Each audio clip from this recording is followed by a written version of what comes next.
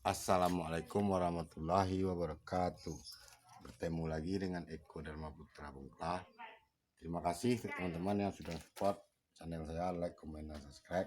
Saya ucapkan banyak terima kasih ya teman-teman. Baiklah teman-teman, pada video kali ini sebenarnya saya mengupdate ini teman, bahan bonsai kelapa saya, program akar dan batang full media sabut ya teman-teman ya. Terakhir saya update 1 bulan yang lalu.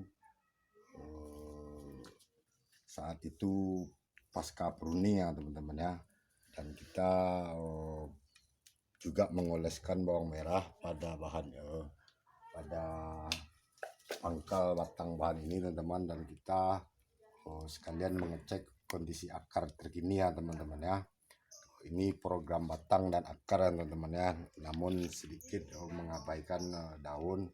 Kita semi-los saja daunnya teman-teman. Namun pada konten kali ini teman-teman, saya ingin mengangkat tema ya tentang akar serabut teman-teman ya. Tentang akar serabut yang jarang dibicarakan oleh para pebonsai teman-teman, tentang fungsi akar serabut pada bonsai kelapa ini teman-teman ya. Tentang pentingnya akar serabut teman-teman ya. Perlu kita ketahui teman-teman, pohon kelapa ini adalah pohon kelapa, pohon akar serabut dan teman-teman, apa istilahnya teman-teman, inti dari bonsai kelapa, pohon kelapa ini teman-teman adalah akar serabutnya teman-teman ya. Jadi untuk mendapatkan pohon kelapa yang subur itu teman-teman tergantung pada akar serabutnya ya teman-teman ya. Subur tidaknya bahan pohon kelapa ataupun bonsai kelapa yang kita set di pot mini ini teman-teman ya sebagai tanaman hias, itu masih tergantung dengan akar serabut ya teman-teman ya. Jika akar serabut ini manja teman-teman, bahan kita tidak akan tumbuh teman-teman ya, tidak akan tumbuh subur. Dan apalagi kita memprogramnya di media mini, kita buat dia sebagai bonsai. Jika akar serabutnya itu tidak pandai bekerja teman-teman, tidak bisa mencari nutrisi sendiri, alamat bahan ini akan berumur pendek ya, tidak akan berumur panjang. Bahan ini tidak akan subur ya teman-teman ya. Apalagi kita ingin memprogramnya, ingin cepat pecah daun, sementara akar serabut tidak pandai mencari makanan sendiri teman-teman ya. Sejak kita memprogram dari tunas, memang pohon kelapa ini masih ditunjang oleh makanannya oleh batok ini teman-teman ya. Namun bukan berarti 100% ya teman-teman ya. Saat akar serabut ini mulai tumbuh di usia 2 atau 3 bulan, bahkan ada yang 1 bulan sudah tumbuh akar serabut teman-teman ya. Itu kehidupannya teman-teman bergantung pada akar serabut yang tumbuh tersebut teman-teman ya.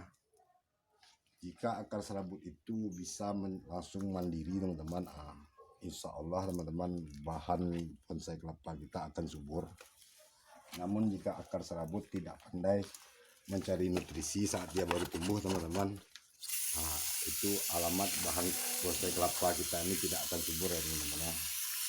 Baiklah teman-teman, kita bersihkan terlebih dahulu ini. Kita lihat kondisi akarnya. Sebulan yang lalu juga saya pernah update bahan ini teman-teman ya, saat kita mengoleskan bawang merah untuk program penumbuhan akar baru. Dan alhamdulillah ini teman-teman, ini ada beberapa akar tumbuh teman-teman ya. Kita hitung akar baru saja teman-teman ya. Dari sini teman-teman, 1, 2 ya teman-teman, 3, ada 3 akar baru teman-teman, ada 3 akar terbaru. Pasca teman-teman bisa lihat konten terakhir bahan ini teman-teman ya, tentang program akar batang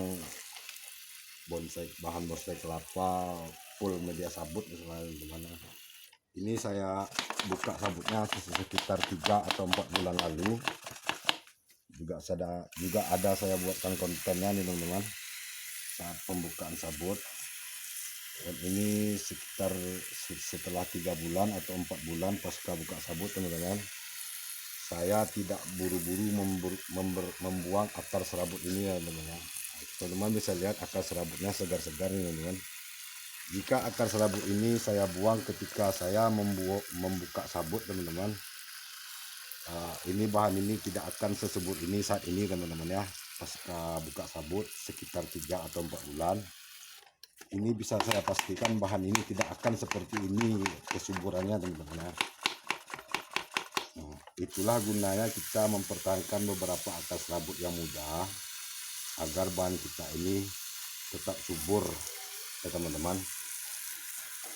Ini tentang akar serabut ini sepertinya jarang dibahas oleh teman-teman kita para pebonsai, teman-teman ya. Oleh karena itu, teman-teman, saya sedikit memberikan tips dan masukan untuk teman-teman yang sesama penghobi bonsai kelapa, terutama pemula ya, teman-teman. Jika teman-teman ingin membuat bonsai kelapa, meskipun teman-teman ingin memprogram akar panjang, program akar unik, dan ekspos akar, itu bisa, teman-teman ya. Meskipun akar pohon kelapa ini habitatnya di dalam tanah, bukan berarti kita tidak bisa mengeksposnya untuk hiasan ya, teman-teman ya. Bisa, namun teman-teman dengan sabar, teman-teman ya.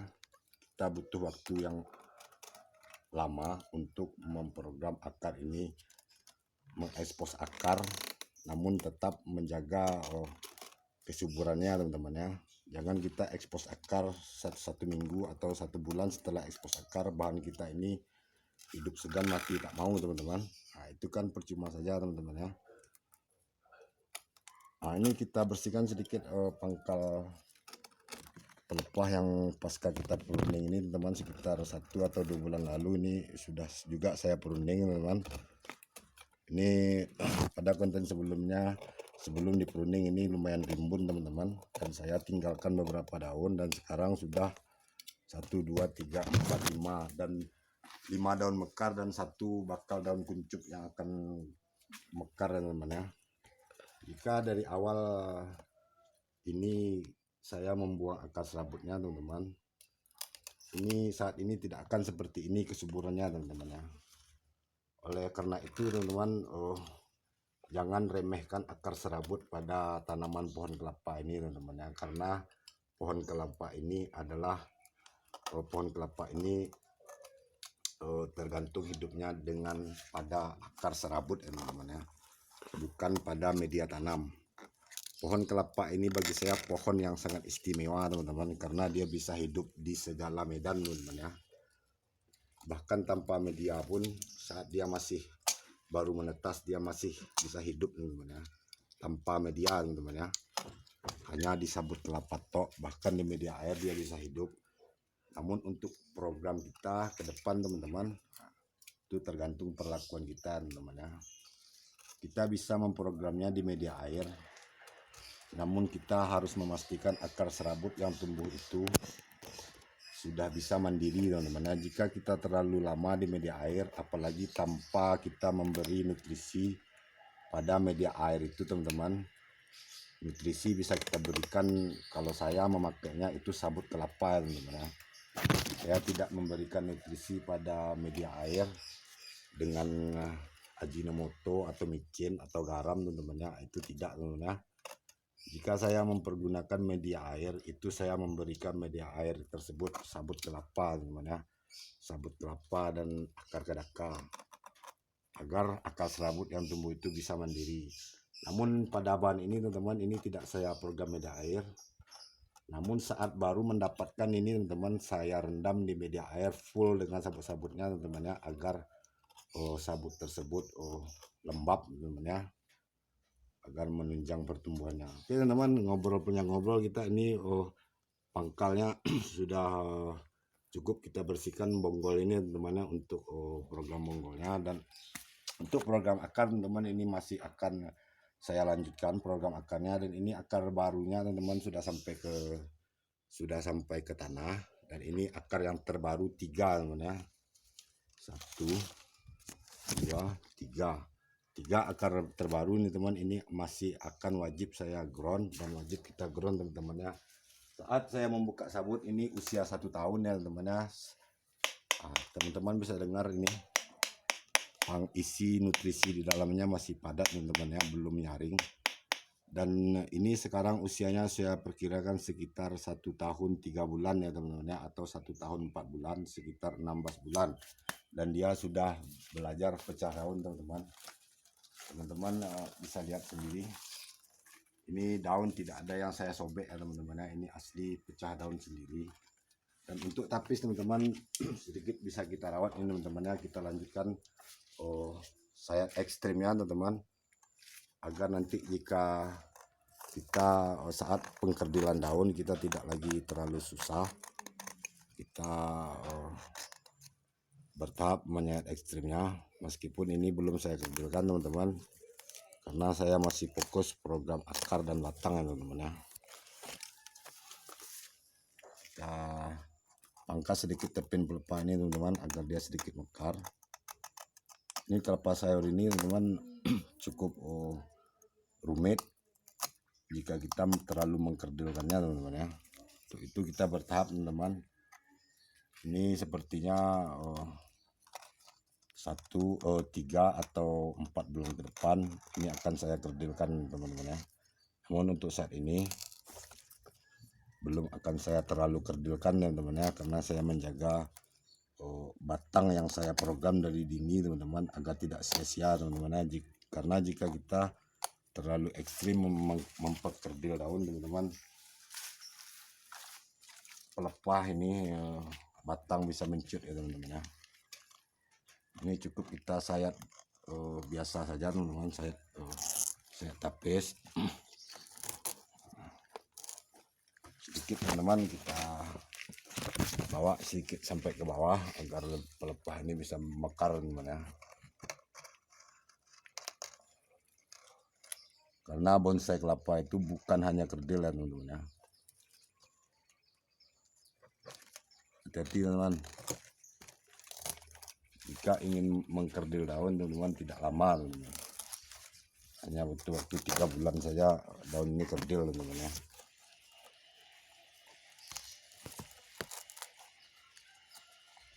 Cukup segini dulu teman-teman, jangan kita terlalu memaksa karena ini terlihat teman-teman itu masih lembek sekali. Kita bersihkannya hingga di sini teman-teman. Nanti pada perawatan selanjutnya jika dia sudah mulai menguat, ini pelepah yang putih ini jika sudah mulai menguat, baru kita bertahap kembali menyayatnya teman-teman ya. Dan untuk ini teman-teman tapis yang terbarunya ini, jika teman-teman ingin langsung mengkerdilkannya, ini kita buang teman-teman, kita buang langsung.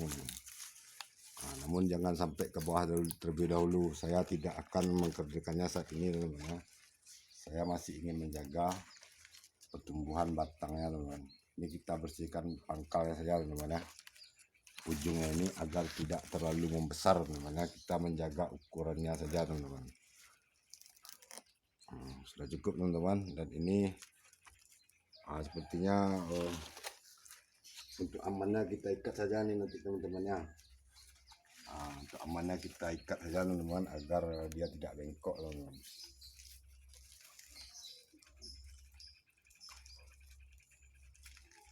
Oke teman-teman, dan ini akar ini teman-teman, jika teman-teman ingin membuatnya lebih subur, kita bisa kembali mengoleskan bawang merah di sini teman-teman. Wah, ini ada sedikit lagi teman. Kembali pada intinya teman-teman, perawatan akar serabut yang jarang dibicarakan oleh para pembonsai teman-teman. Ini akar serabut ini jangan kita remehkan ya teman-teman. Ini akar serabut ini nyawanya teman-teman ya. Segala kesuburannya bahkan untuk cepat pecah daun tergantung pada akar serabut ini teman-teman. Jika akar serabut manja, bahan kita tidak akan menjadi teman-teman ya. Dan akar serabut yang muda-muda ini teman-teman tetap kita pertahankan. Dan kita lihat teman-teman belum ada akar yang tua. Ini semua akar masih berfungsi dengan mencari makanan teman-teman ya. Untuk itu kita tetap menjaganya teman-teman ya. Jangan kita buru-buru ekspos akar. Sampai di sini dulu konten pada kali ini tentang pentingnya akar serabut teman-teman ya. Sampai bertemu pada konten selanjutnya.